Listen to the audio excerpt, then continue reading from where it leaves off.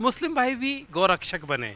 ये बात कहने वाले मध्य प्रदेश के आईएएस अफसर हैं नियाज़ खान हैं, जिन्होंने ब्राह्मण द ग्रेट अभी ताज़ा एक किताब लिखी है, अंग्रेजी हिंदी दोनों भाषाओं में उनकी किताब आई है। ब्राह्मण की बात आप कर रहे हैं ब्राह्मण द ग्रेट में, लेकिन अभी तो आप कह रहे हैं कि मुस्लिम भी गौरक्षक बने। हाँ, देखिए, जहाँ तक मैं प्योर शाकाहारी हूँ मैं, और गायों के प्रति बड़ा मेरे मन में सम्मान हमेशा रहा है। ऊपर से 80% ऐसी आबादी है जो गाय को अपने माँ का दर्जा दिया गया है, और इतना ही नहीं, इतना पवित्र ये एनिमल है कि वेदों के अंदर भी इसकी जगह दी गई है। तो मेरा मतलब जो बीच कुछ घटनाएं होती रहती हैं और पूरे देश के अंदर, तो मेरा मतलब ये, अगर हम एक बहुसंख्यक की फीलिंग्स को सम्मान देते हुए अगर हम भी बने, क्यों नहीं बन सकते? यदि हमारे सामने लगता है मुस्लिम सपोज दैट, मैं मेरे सामने कोई घटना होती है मैं इमीडिएटली रोकूंगा जा करके उसको, तो हर मुस्लिम बिल्कुल कर सकता है, बल्कि ज़्यादा सब फायदा मिलेगा कि यदि कोई उसमें से भटका हुआ आदमी एक आध गड़बड़ करता है तो इमीडिएटली मुस्लिम उसको प्रोटेक्ट करेगा। धर्म परिवर्तन का विरोध करें, आप ये भी लिख रहे हैं। मतलब आज की तारीख में देश में एक बड़ा मुद्दा है कन्वर्जन। देखिए, कन्वर्सन कहीं भी अच्छा मैं नहीं मानता हूँ, इसलिए कि जब आप किसी को कन्वर्ट कराते हैं तो मतलब ये कि हम सुपीरियर हैं आपसे, आप हमसे इन्फीरियर हो। बीइंग ये कंट्री हम देख रहे हैं कि आज़ादी के बाद मेजॉरिटी हिंदू भाइयों का देश है, लेकिन 70 आज़ादी के बाद जितनी भी शादियाँ मोस्टली हुई हैं उसमें हिंदुओं का धर्म बदला गया, बल्कि हिंदुओं में कोई नहीं आया है। मेरा मतलब है कि हम धर्म क्यों किसी को बदलवाना चाह रहे हैं? भाई आप यदि इस्लाम में क्या स्टेटस है कन्वर्जन को लेकर? देखिए, आप चूंकि बहुत पढ़ते लिखते हैं। मैंने इस्लाम पे रिसर्च किया है, मेरी किताब भी फ्यूचर में आएगी। मोहम्मद साहब जब शुरू इस्लाम आया तो उनको यजीदियों से बड़ा संघर्ष करना पड़ा। तो जब मोहम्मद साहब पावरफुल हो गए तो उसके बाद चाहते तो सब यहूदियों को मुसलमान बनवा देते और उनको ख़त्म कर देते, लेकिन उन्होंने संधियाँ की उनके साथ, कई संधियाँ की कि आप भी रहो हम भी रहें। और मोहम्मद साहब ने कभी भी उनको फोर्स नहीं किया बदलो धर्म, लेकिन जब एक क्लाइमेक्स पहुँच गया उनके अत्याचार का, तब मोहम्मद साहब ने जा कर के उनके खिलाफ जंग छेड़ा। पर बेसिकली आप हमारे मोहम्मद साहब की लाइफ भी देखें, सील्ड नेक्टर बहुत अच्छी मोहम्मद साहब की बायोग्राफी 700 पेज की है। तो लोग एक्चुअली क्या डिटेल में पढ़ते नहीं हैं। हम धर्म बदलवा करके ये कहते हैं इस्लाम में प्रतिबंधित है। देखिए, आप मत भाई, जो मैंने पढ़ा है मोहम्मद साहब की बायोग्राफी में, किसी को फोर्सफुली आप नहीं कर सकते हैं। जहाँ तक स्वेच्छा, ठीक है, स्वेच्छा से यदि कोई चाहता कोई रोकेगा नहीं उसको, क्योंकि लोकतांत्रिक देश हमारा। पर फाइनली यदि मेरी शादी दो की होती है तो भाई तुमको मेरे यहाँ ही आना पड़ेगा पर्टिकुलर एक धर्म के अंदर।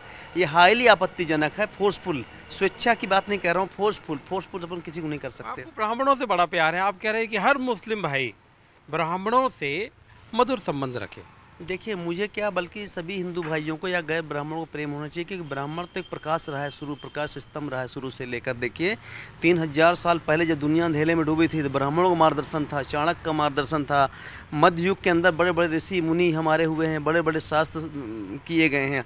तो बिना ब्राह्मण तो प्रकाश है। आज भी देखिए, एक कोई बड़ा ब्राह्मण संत या मुनि कहीं प्रवचन देता है, लाखों लोग टूट पड़ते हैं, करोड़ों लोग टूट पड़ते हैं। भाई, ब्राह्मण का आशीर्वाद लेते लोग जा रहे हैं। हम पढ़ देखते हैं, खबरें पढ़ते हैं कि बड़े बड़े साधु संत आए हुए हैं।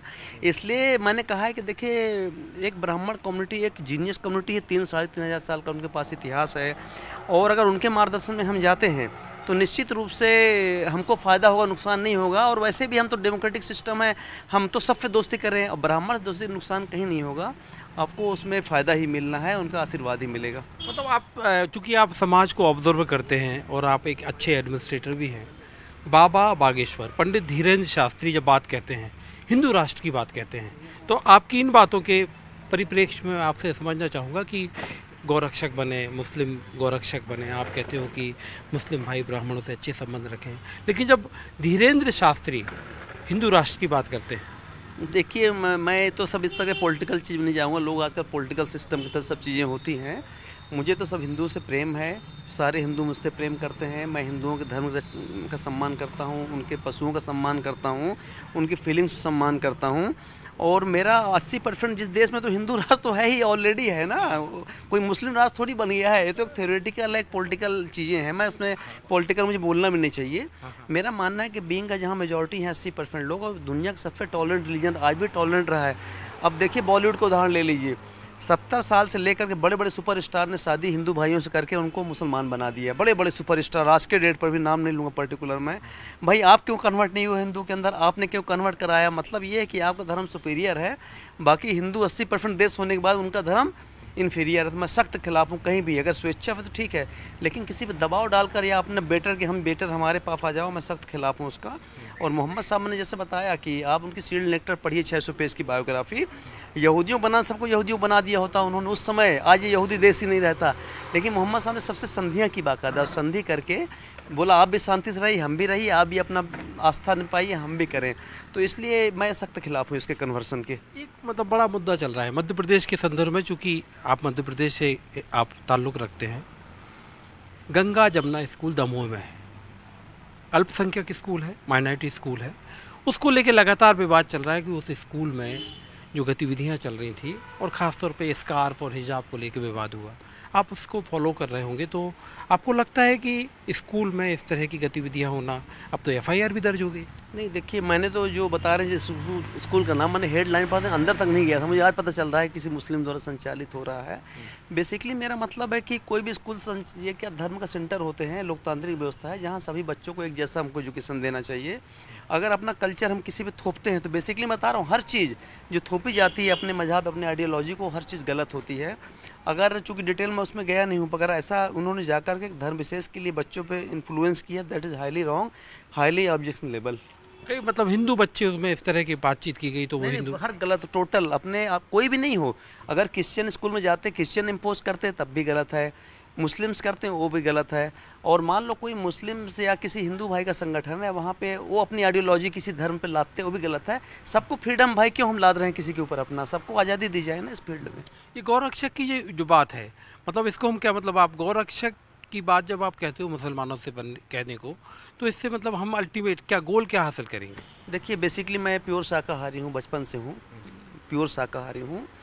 और हिंदू भाइयों का मुझे पता है कि गौ माता होती है, और मैंने कुछ वेद का अध्ययन भी किया था ब्राह्मण ग्रेड में, तो वहाँ भी इस पशु का जिक्र वेदों के अंदर भी गौ माता का हुआ है। तो मतलब एक सैक्रेड एनिमल रहा है, सदियों से रहा है, ये पवित्र रहा है।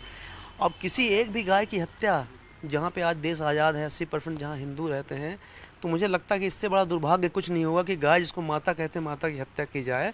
तो मुझे लगता है कि जो कहीं कहीं घटनाएं ऐसी होती बीच में, अगर मुस्लिम भाई भी, ऐसा नहीं, मुसलमान भी बहुत प्रेम करते हैं हिंदू भाइयों से, बहुत शानदार संबंध लोगों के हैं, ऐसा नहीं कि सब दुश्मन है कोई, पर अगर उसके अंदर ही गौरक्षक भी बन जाएं, तो यदि कोई ऐसी गड़बड़ी करने की कोशिश करता है तो खबर तो मिल जाएगी जाकर के लोगों तक। सपोज दैट मैं लीजिए, मेरे सामने यदि कोई ऐसी घटना होती, मैं इमीडिएटली मैं उसको जो है पकड़वाऊंगा ऐसे व्यक्ति को। तो मेरा बहुत ही पॉजिटिव है हिंदू भाइयों के लिए, कहीं कहीं उनके जो पशु, जो गाय माता है, एक पवित्र एनिमल है, उसके प्रति पूरा सम्मान है। इसे मैं सलाह दी, अगर हो जाए, मुसलमान भी निकल के आना शुरू हो जाएं। और ऐसा कोई नहीं, बहुत से मुसलमान आज भी होंगे जो अगर कहीं ऐसा गौ के साथ हो तो इन्फॉर्म 100% हो जाकर के करेंगे। हम नहीं कह सकते सारे मुसलमान ही उसके खिलाफ हैं। इसलिए मेरा नकारात्मक ट्वीट नहीं, बहुत ही पॉजिटिव कंस्ट्रक्टिव ट्वीट है ये। लेकिन फिर हिंदू मुस्लिम राजनीति खत्म हो गई तो फिर देखिए अब जनता पढ़ लिख गई, 70 साल हो गया है, मैं भी एजुकेटर, मैं तो सबको समझ रहा हूँ। आप भी इतना एजुकेशन बढ़ाइए ना, कोई आपको गुमराह ना कर पाए। हम प्रॉपर एजुकेशन नहीं लिया है, हमारे व्यक्तिगत विकास नहीं हुआ, चिंतन शक्ति नहीं, तो हमको जो जैसा कर रहा है। आप इंडिपेंडेंट अगर करना, अच्छा एजुकेशन लीजिए, अपने आप किसी के भरोसे नहीं रहेंगे, आपको खुद की थिंकिंग डेवलप हो जाएगी, जैसे मेरी डेवलप हो गई है।